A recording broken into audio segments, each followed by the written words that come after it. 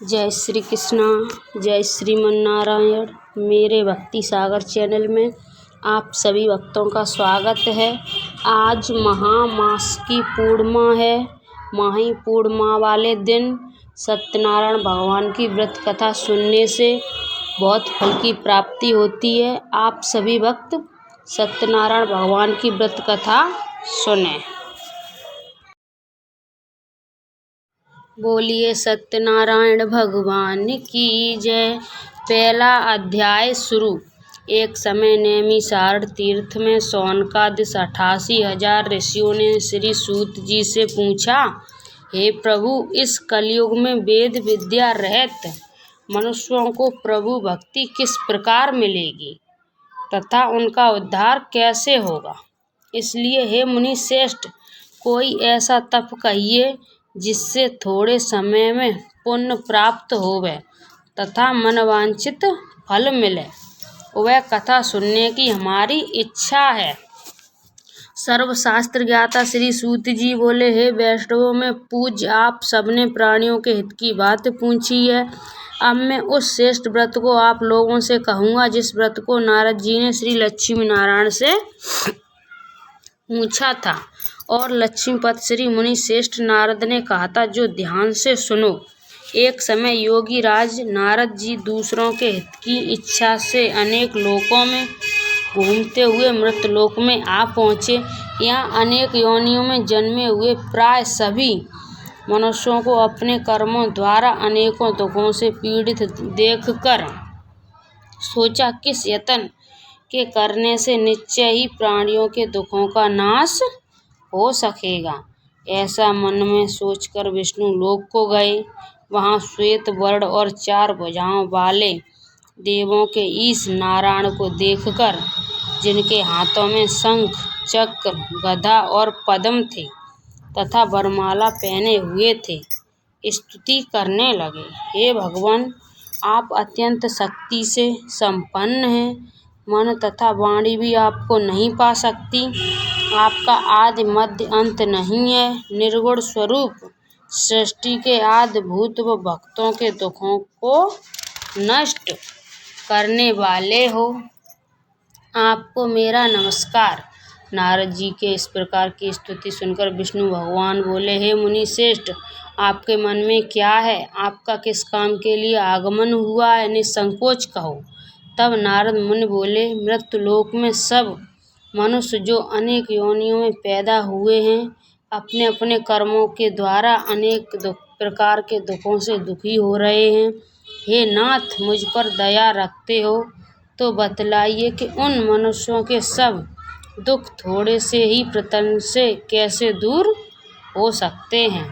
श्री भगवान जी बोले, हे नारद, मनुष्यों की भलाई के लिए तुमने बहुत अच्छी बात पूछी है।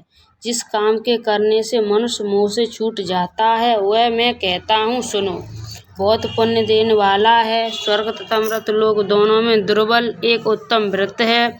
आज मैं प्रेमवश होकर तुमसे कहता हूँ, सत्यनारायण का ये व्रत अच्छी तरह विधि पूर्वक करके मनुष्य आय पर्यंत यहाँ सुख भोग कर मरने पर मोक्ष को प्राप्त होता है। श्री भगवान के वचन सुनकर नारद मुनि बोले कि उस व्रत का फल क्या है, क्या विधान है और किसने ये व्रत किया है और किस दिन ये व्रत करना चाहिए, विस्तार से कहिए। भगवान बोले, दुख शोक आदि को दूर करने वाला, धन धान को बढ़ाने वाला, सौभाग्य तथा संतान को देने वाला, ये व्रत सब स्थानों पर विजयी करने वाला है। भक्ति और श्रद्धा के साथ किसी भी दिन मनुष्य श्री सत्यनारायण की शाम के समय ब्राह्मण और बंधुओं के साथ धर्मपरायण होकर पूजा करे। भक्ति भाव से नैवेद्य केले का फल, घी, दूध और गेहूं का चूर सवा लेवे। गेहूं के अभाव में सांटी का चूर, शक्कर तथा गुड़ ले और सब भसड़ योग पदार्थ जमा करा के भगवान के अर्पण कर देवे तथा बंधुओं सहित ब्राह्मणों को भोजन करावे। पश्चात स्वयं भोजन करे। नित्य गीत आदि का आचरण कर सत्यनारायण भगवान का स्मरण करता हुआ समय व्यतीत करे। इस तरह व्रत करने पर मनुष्य की इच्छा निश्चय पूरी होती है। विशेषकर कलिकाल में भूमि पर यही मोक्ष का सरल उपाय है। बोलिए सत्यनारायण भगवान की जय। पहला अध्याय समाप्त, दूसरा अध्याय शुरू। बोलिए सत्यनारायण भगवान की जय। सूत जी बोले कि ऋषियों, जिसने पहले समय में इस व्रत को किया है उसका इतिहास कहता हूँ, ध्यान से सुनो। सुंदर काशीपुरी नगरी में एक अत्यंत निर्धन ब्राह्मण रहता था। वह भूख और प्यास से बेचैन हुआ नित्य पृथ्वी पर घूमता था। ब्राह्मणों से प्रेम करने वाले भगवान ने ब्राह्मण को दुखी देखकर बूढ़े ब्राह्मण का रूप धर उसके पास जा आदर के साथ पूछा कि हे विप्र, नित्य दुखी हुआ पृथ्वी पर क्यों घूमता है? हे श्रेष्ठ ब्राह्मण, ये सब मुझसे कहो, मैं सुनना चाहता हूँ। ब्राह्मण बोला, मैं निर्धन ब्राह्मण हूँ, भिक्षा के लिए पृथ्वी पर फिरता हूँ। हे भगवान, यदि आप इसका उपाय जानते हो तो कृपा कर कहो। वृद्ध ब्राह्मण बोला कि सत्यनारायण भगवान मनवांछित फल देने वाले हैं, इसलिए हे ब्राह्मण, तू उनका पूजन कर, जिनके करने से मनुष्य सब दुखों से मुक्त होता है। ब्राह्मण को व्रत का सारा विधान बतलाकर बूढ़े ब्राह्मण का रूप धारण करने वाले सत्यनारायण भगवान अंतर्ध्यान हो गए। जिस व्रत को वृद्ध ब्राह्मण ने बतलाया मैं उसको कहूँगा। ये निश्चय करने पर उसे रात में नींद भी नहीं आई और सवेरे उठकर सत्यनारायण के व्रत का निश्चय कर भिक्षा के लिए चल दिया।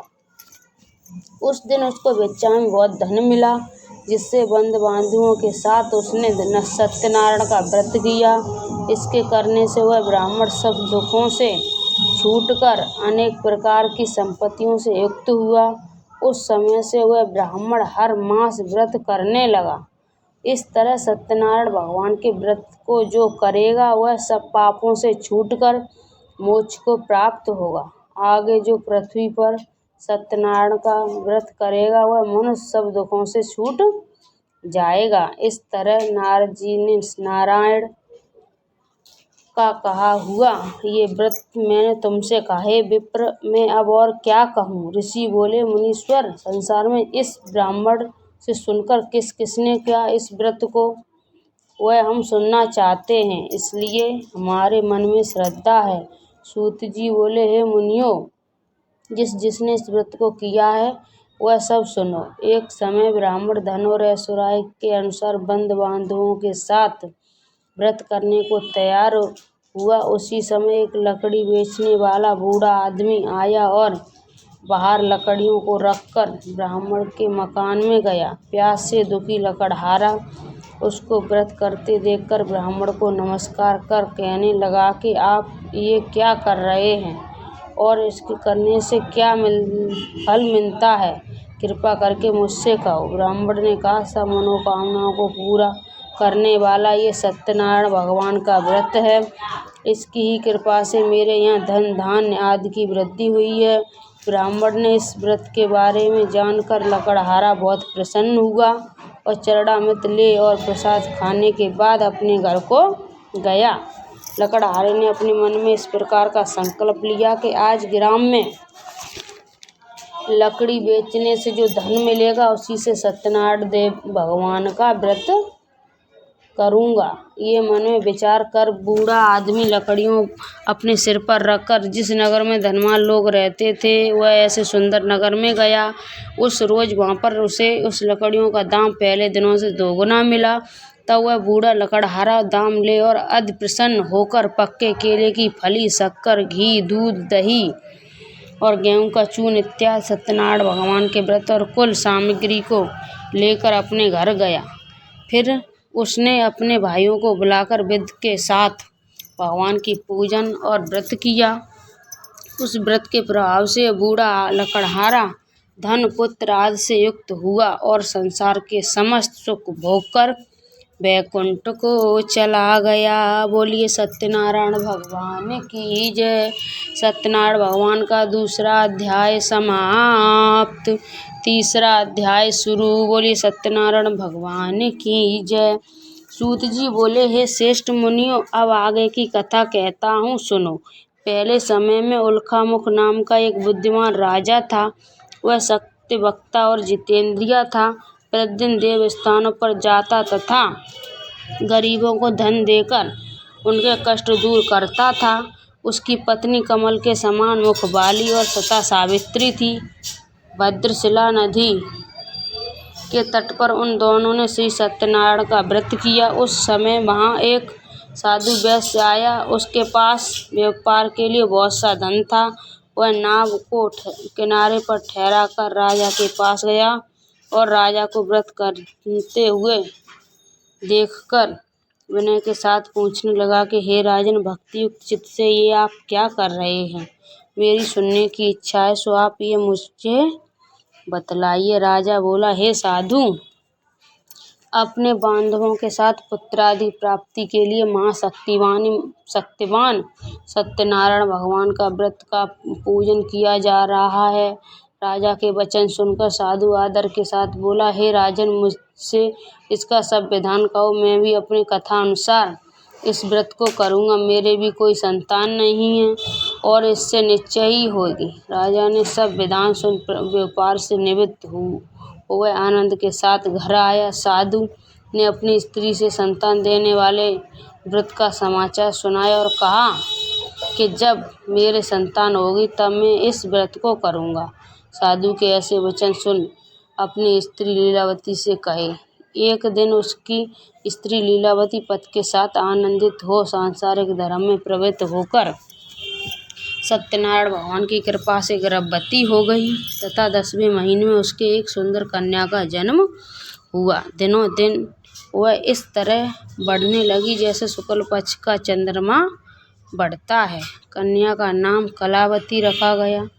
तब लीलावती ने मीठे शब्दों में अपने पति से कहा कि जो आपने संकल्प किया था, भगवान का व्रत करूँगा, अब आप उसे करिए। साधु बोला, हे विप्र, इसके विवाह पर करूँगा। इस प्रकार अपनी पत्नी को आश्वासन दे वह नगर को गया। कलावती पितृगृह में बुद्धि को प्राप्त हो गई। साधु ने जब नगर में सखियों के साथ अपनी पुत्री को देखा तो तुरंत दूत बुलाकर कहा कि पुत्री के वास्ते कोई संयोग वर देखकर लाओ। साधु की आज्ञा पाकर दूत कंचन नगर पहुंचा और वहां पर बड़ी खोज और देखभाल कर लड़की के लिए संयोग बछड़ पुत्र ले आया। उस संयोग लड़के को देखकर साधु ने अपनी बंधु बांधु सहित प्रसन्नता चित्त अपनी पुत्री का विवाह उसके साथ कर दिया। किंतु दुर्भाग्य से विवाह के समय में वह उस व्रत को करना भूल गया। तब श्री भगवान क्रोधित हो गए और श्राप दिया कि तुझे दारुण दुख प्राप्त होगा। अपने कर्मों में कुशल साधु बनिया जय माता सहित समुद्र के समीप स्थित रतनपुर नगर में गया और वहां दोनों ससुर जमाई चंद्रकेतु राजा के उस नगर में व्यापार करने लगे।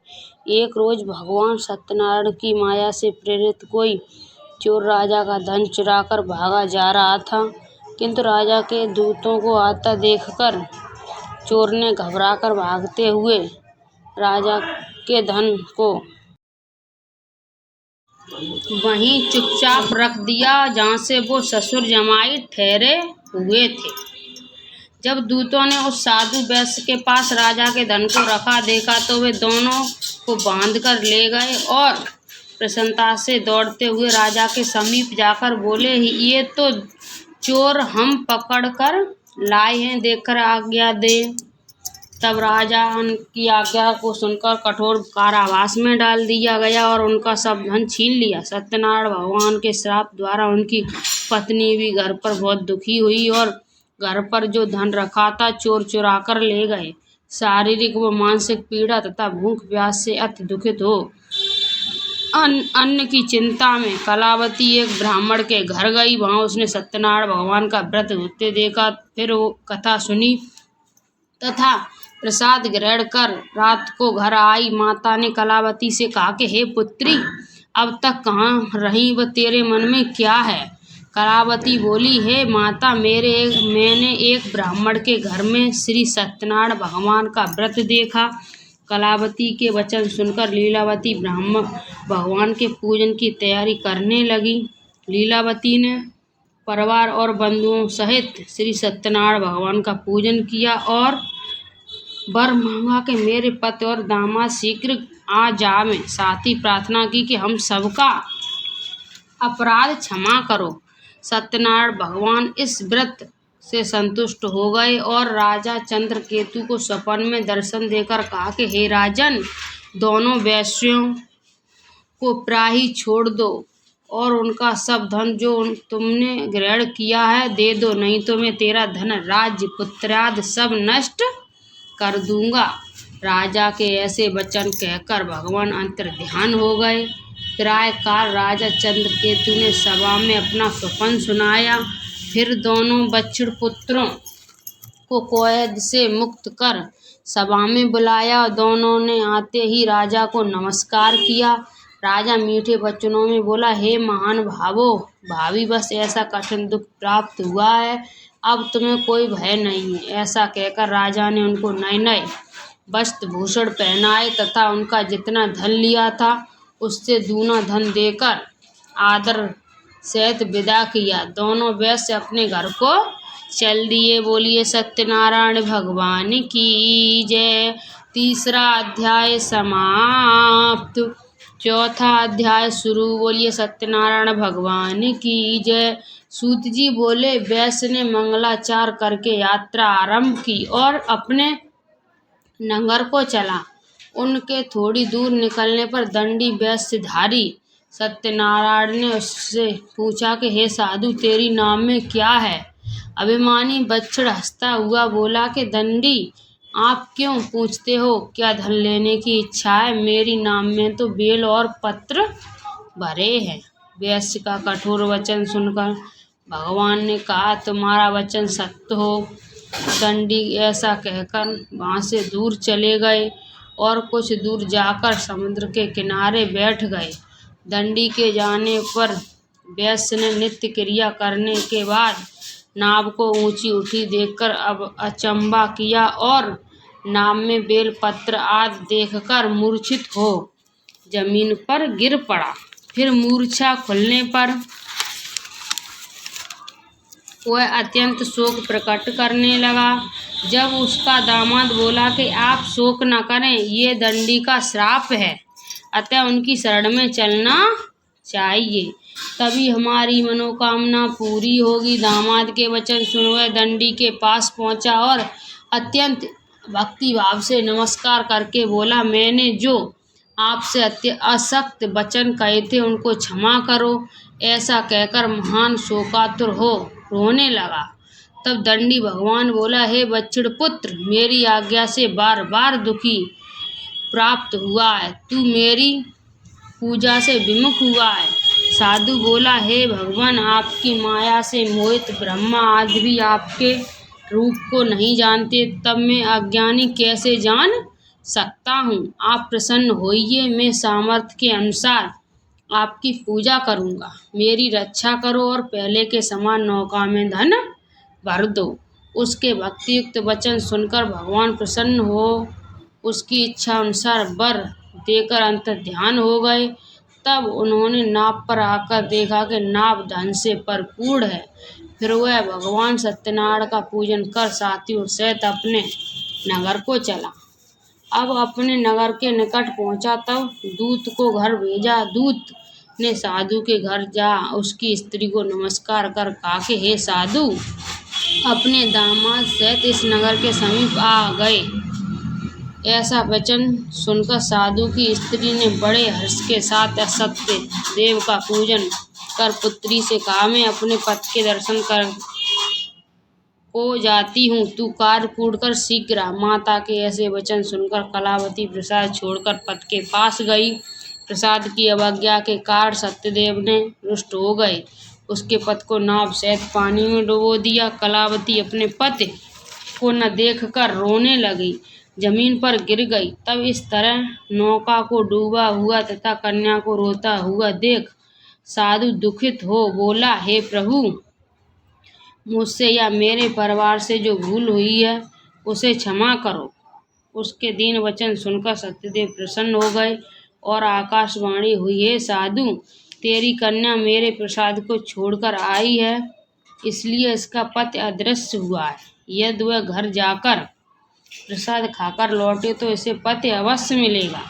ऐसी आकाशवाणी सुनकर कलावती ने घर पहुंचकर प्रसाद खाया, फिर आकर पति के दर्शन किए। तत्पश्चात साधु ने बंधुओं सहित सत्यदेव का विधिपूर्वक पूजन किया। उस दिन से वह पूर्णिमा को सत्यनारायण का पूजन करने लगा। फिर इस लोक को सुख भोगकर अंत में स्वर्ग लोक को हो गया। बोलिए सत्यनारायण भगवान की जय। चौथा अध्याय समाप्त। पांचवा अध्याय शुरू। बोलिए सत्यनारायण भगवान की जय। सूत जी बोले, हे ऋषियों, में और भी कथा कहता हूँ, सुनो। प्रजा पालन में लीन दुगंधभिज नाम का एक राजा था। उसने भी भगवान का प्रसाद त्याग कर बहुत दुख पाया।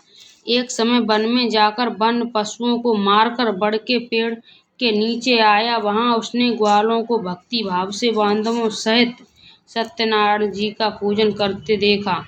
राजा देखकर भी अभिमान बस वहां नहीं गया और नमस्कार ही किया। जब ग्वालों ने भगवान का प्रसाद उसके सामने रखा तो वह प्रसाद को त्याग कर अपनी सुंदर नगरी को चला। वहीं उसने अपना सब कुछ नष्ट पाया तो वह जान गया कि ये सब भगवान ने किया है। तब वह विश्वास कर ग्वालों के समीप गया और विधि पूर्वक पूजन कर प्रसाद खाया तो सत्यदेव की कृपा से पहले जैसा था वैसा ही हो गया। फिर दीर्घ काल तक सुख भोग कर मरने पर स्वर्गलोक को गया। जो मनुष्य इस परम दुर्बल व्रत को करेगा, भगवान की कृपा से उसे धन धान की प्राप्ति होगी। निर्धन धनी होगा, बंदी बंधन से मुक्त होकर निर्भय हो जाता है।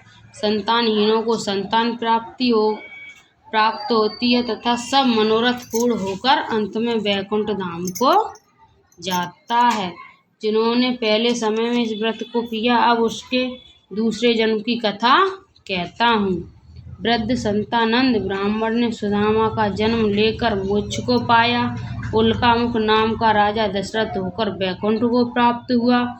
साधु नाम के वैश्य ने मोरध्वज बनकर अपने पुत्र को आरे से चीरकर मोक्ष को प्राप्त किया। महाराजा दुगंधभज श्री भू होकर भगवान में भक्ति युक्त कर्म पर मोक्ष को प्राप्त हुआ। बोलिए सत्यनारायण भगवान की जय। पांचवा अध्याय समाप्त।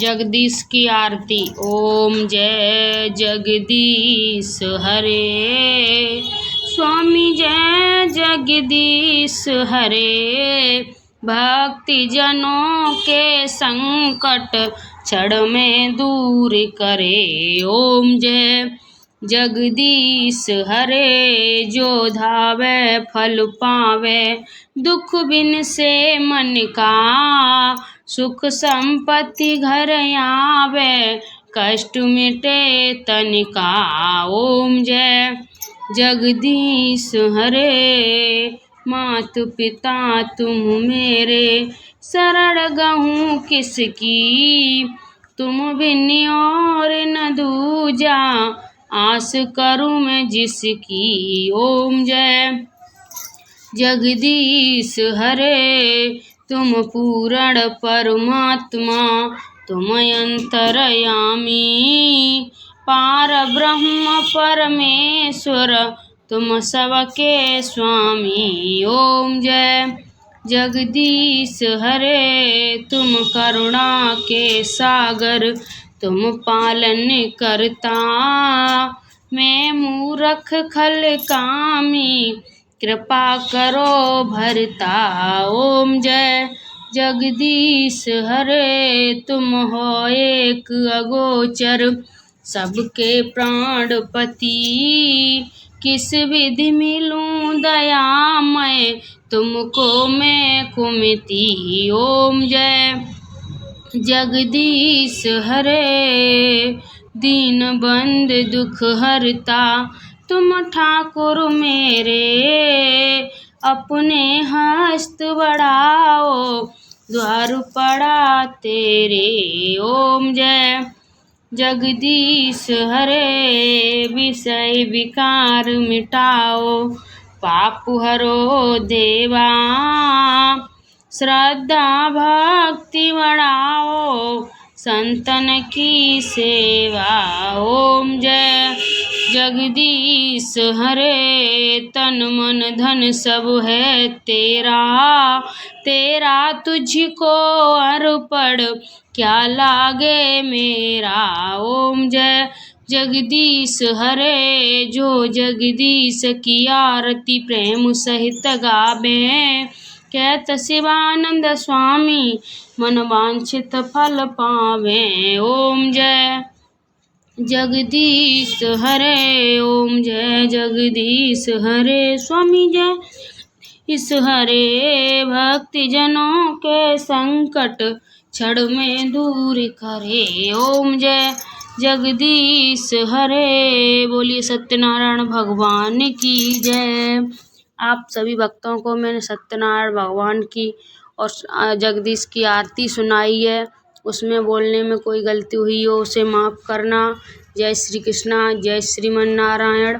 आप सभी भक्त पूरी सुनना सत्यनारायण भगवान की व्रत कथा, इसे ज़्यादा से ज़्यादा शेयर करना और कमेंट में जय श्रीमन नारायण ज़रूर लिखना। राधे राधे।